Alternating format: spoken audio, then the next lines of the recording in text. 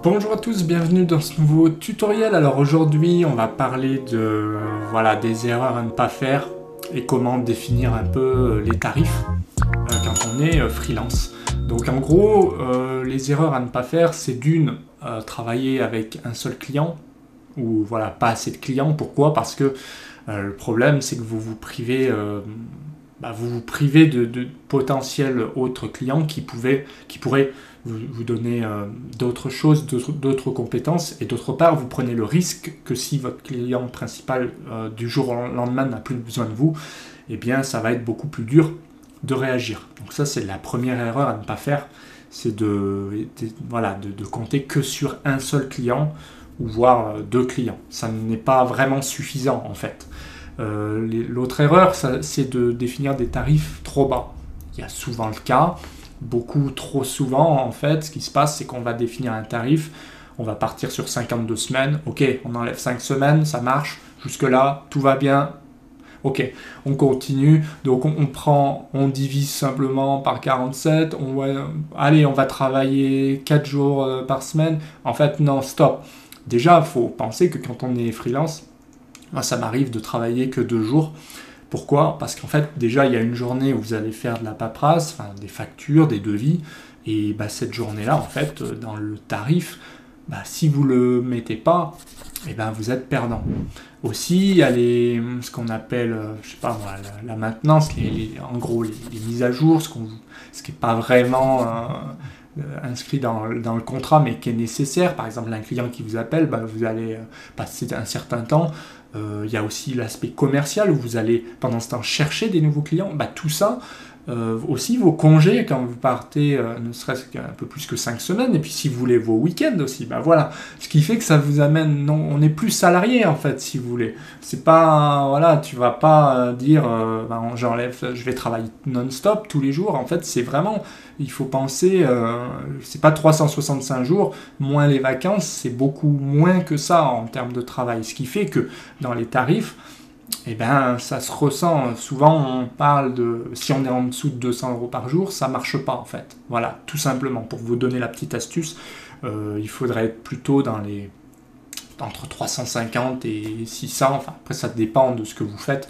Ça dépend aussi de vos compétences.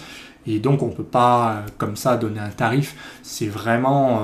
c'est à vous de le définir. Donc, j'ai fait des vidéos là-dessus sur vraiment la création d'entreprise, les business plans, etc. Ça, à mon avis, c'est à étudier. Donc, il faut passer limite par une étude de marché, un business plan, pour être capable d'avoir un tarif qui soit le bon, quoi. Mais en tout cas, l'erreur fondamentale, ça serait de dire... moi je suis à temps, je sais pas, je suis à 100 € par jour, alors que là ça va pas le faire, parce que si vous faites le calcul, et si on fait le calcul, ça peut marcher, mais en fait dans la vraie vie, vous savez que ça marchera pas, parce que vous n'allez pas travailler 5 jours non-stop, on est d'accord, vous allez travailler 2-3 jours, et puis le reste du temps, ça va être, vous allez aller prendre votre voiture, vous avez des déplacements. En fait, si on est salarié, oui, on prend sa voiture, on a une réunion, ok, on a une réunion de journée, on va manger au resto tranquille.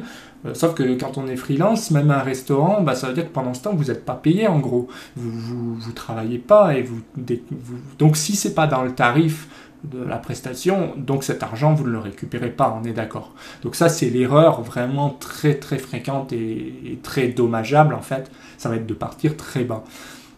Pourquoi aussi? Parce qu'après, ça va être plus compliqué de monter le prix. Si vous avez donné un prix, si c'est pas le bon prix, vous pouvez justifier de le baisser.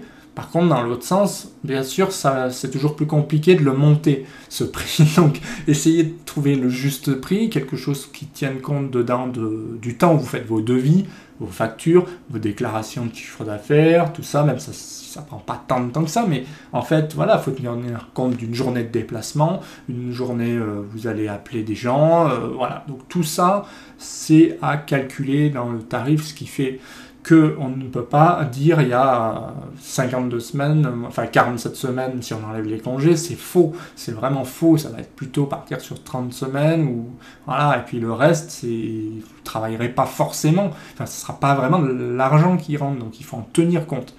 Donc ça, c'est important, quand on est freelance, c'est ça, c'est de fixer le juste prix, Et aussi, donc, ce que je peux vous donner comme astuce, c'est aussi de ne pas négliger l'aspect commercial. C'est-à-dire que souvent on dit oui, on entend beaucoup de gens dire non, moi ça me suffit, j'ai mes clients, basta. Bon, pour moi c'est une erreur. Pourquoi? Parce que si vous ne faites pas un peu de commercial, enfin, si vous n'avez pas au moins une plaquette, si vous n'êtes pas visible sur LinkedIn, si vous n'avez pas, je sais pas, même sans parler d'une chaîne YouTube ou d'un compte Instagram, mais au moins quelques publications de temps en temps qui travaillent pour vous, en gros, eh bien c'est une erreur. Ensuite, ce qu'il faut savoir, c'est qu'il y a deux types de prospection. D'une, voilà, c'est quand vous allez appeler, aller manger avec des clients, ça c'est une stratégie.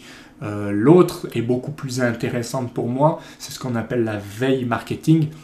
C'est vraiment, en fait, vous faites un post, vous faites une vidéo, vous la postez sur votre profil, et qu'est-ce qui se passe? C'est que même quand vous ne travaillez pas, en fait, la personne peut tomber sur votre profil, et ça vous fait un potentiel, on va dire un prospect, un potentiel client, donc, et du coup, c'est intéressant. Mais si vous ne l'avez pas fait, évidemment, ça aussi, ça prend du temps, beaucoup de temps. Et donc, si vous ne l'avez pas fait au préalable, eh bien, c'est une erreur, parce que le jour où vous perdez un client, si vous en reste un, ça va. Si vous en avez plus, si vous n'avez pas fait ça, ça veut dire que vous n'aurez pas de prospect et ça veut dire que vous allez perdre du temps à trouver un client et pendant ce temps, vous n'avez pas d'argent qui rentre. Donc ça, c'est une erreur, évidemment. Donc il ne faut pas négliger l'aspect de la prospection. Donc moi, je privilégie, comme je vous l'ai dit, la veille marketing. J'appelle ça comme ça en général. C'est parce que voilà, c'est en veille, mais ça travaille pour vous jour et nuit en gros. Moi, ça m'arrive sur ma chaîne d'avoir des vues, même toute la nuit, enfin, il y a des vues. Et puis des fois, au matin, pendant que je dors, il y a des clients qui vont me demander certaines choses. Voilà, donc il y a plusieurs possibilités selon votre entreprise aussi, mais voilà, si vous êtes freelance, généralement, c'est que vous êtes comme moi, vous n'avez pas non plus 10 000 clients et donc il faut aussi se renouveler et ça, c'est important. Dernière chose, qu'est-ce qu'on pourrait dire? Oui, il faut pas. L'erreur aussi serait d'accepter n'importe quoi à n'importe quelle condition. Non, c'est pareil, ça marche pas.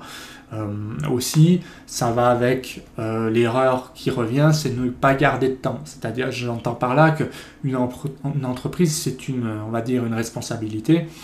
Si vous ne gardez pas le temps de faire des devis, de rester ouvert, de pouvoir appeler ou voilà, ne serait-ce que rester ouvert au marché, eh bien c'est une erreur. C'est-à-dire que si vous prenez beaucoup de travail, c'est très bien, mais il n'empêche que pour l'entreprise, quand vous ne faites que travailler, je connais beaucoup de personnes comme ça qui ont toujours la tête dans le guidon, eh bien vous ne pouvez pas prendre le recul, vous ne pouvez pas vous permettre de dire tiens là je vais faire une vidéo, tiens voilà. En fait moi mon principe il est là, c'est que ça m'arrive de refuser du travail et c'est des fois une très bonne chose. Pourquoi? Parce que quand je me rends compte que je prends trop, que j'ai trop à faire, ça arrive, eh bien c'est au dépend de l'entreprise et on peut être sûr qu'il va y avoir une baisse à cause de ça. Pourquoi? Parce que pendant ce temps, il n'y a pas de vidéo, il n'y a pas de com, et bien petit à petit ça peut se payer en fait. Donc en fait, bizarrement, garder du temps, ça permet de travailler déjà plus sereinement, plus efficacement et d'avoir du temps aussi pour faire grandir son entreprise. Donc ça, c'est vraiment l'erreur aussi à ne pas faire, c'est dire, allez, j'accepte tout, peu importe le prix. Du coup, des fois, c'est vraiment un prix très très bas, donc ça vous rapporte rien entre nous. Mais bon, c'est pas le sujet. C'est que n'empêche que pendant que vous travaillez, que vous faites que ça, eh bien, vous n'avez pas le temps de penser au client, au prospect qui vous a appelé. Vous laissez tomber, la personne ne va pas vous rappeler, c'est clair. Donc voilà, c'est des erreurs là que je vous ai énumérées à ne pas faire à mon sens si vous voulez développer votre entreprise. Parce que voilà, pour conclure, freelance, c'est pas micro-entrepreneur, c'est pas rien, on a l'impression que c'est un statut à part, mais en fait, il faut voir ça comme une entreprise, c'est quand même une entreprise individuelle. Il n'empêche que ça ne déroge pas aux règles de l'entreprise qui, en général, travaille avec du commercial, de la comptabilité, du travail, bien sûr de la prod, Mais voilà, pour vous dire, il n'y a pas que ça. Il y a 3 aspects différents. Si vous laissez tomber le côté commercial ou vous laissez tomber la gestion de l'entreprise, entre guillemets, vous n'allez pas aller très loin. Donc voilà, les conseils que je peux vous donner, ils sont là. Donc n'hésitez pas à participer en commentaire, puisque j'oublie toujours des choses. N'hésitez pas à mettre un petit pouce bleu si la vidéo vous a plu. Pensez à vous abonner à la chaîne parce qu'il y a beaucoup de conseils, que vous soyez salarié ou auto-entrepreneur ou même pour des outils DAO. Et moi, je vous dis à bientôt pour d'autres vidéos.